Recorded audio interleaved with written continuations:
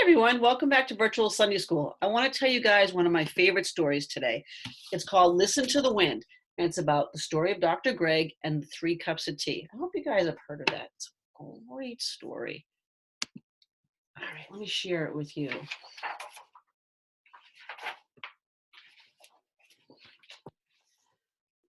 It's just right.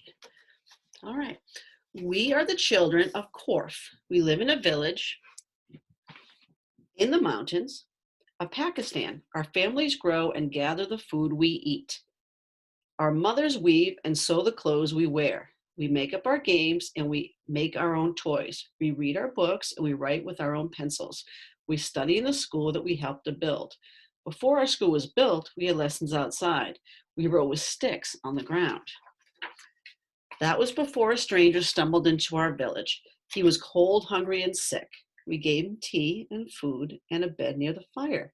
He told us his name was Greg Mortensen and that he was a nurse. He had come from the United States to climb our mountains, but he had lost his way.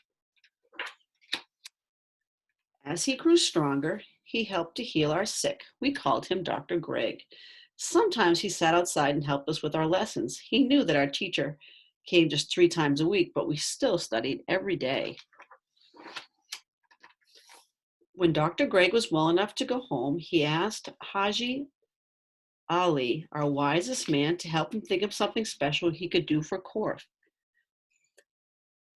Haji Ali answered Dr. Greg with a puzzle. Listen to the wind, he said.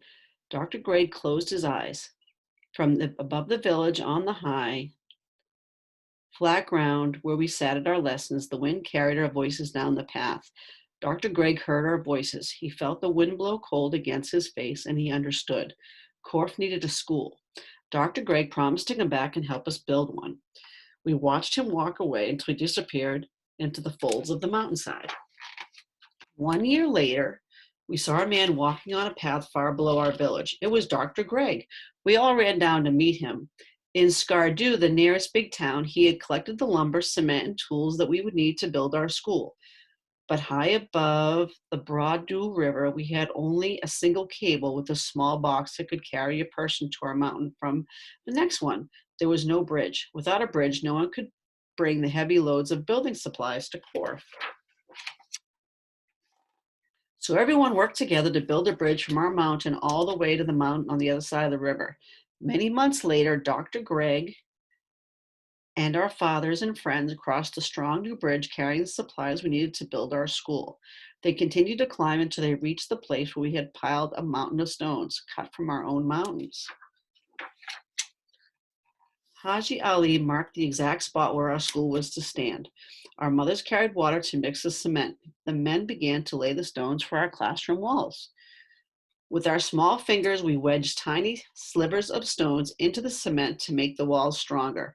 Our school grew each day, up from the high flat ground where we used to write with our sticks. Finally, the men attached the roof. They asked Dr. Greg to hammer in the last nail. Our school was finished. It was time to celebrate. Our Ayman Shirtaki, our wise men, Haji Ali, our teacher, Husan, Dr. Greg, who kept his promise, Julia, the librarian who brought our books, the craftsmen, the workmen, the porters, the grown-ups of Korf, the children of Korf, and even the yaks and the zos and the goats and the sheep all marched together to our new school. Shir Taki blessed the building. We ran into our school with Husan, who now would come to teach us every day. We are the children of Korf. We live in a village in the mountains of Pakistan. We write in Urdu and in English. We add and we subtract. We read our books and we explore our maps. We are learning in the school that we helped to build. We are the children of Korf. Can you hear our voices? Listen to the wind. These are actually some pictures from when they were building the school. And you can see there's the bridge. And this is when they were building it. And these are the mountains that are around them. So they really had to work extra hard to build a school. And this is a picture of Dr. Greg.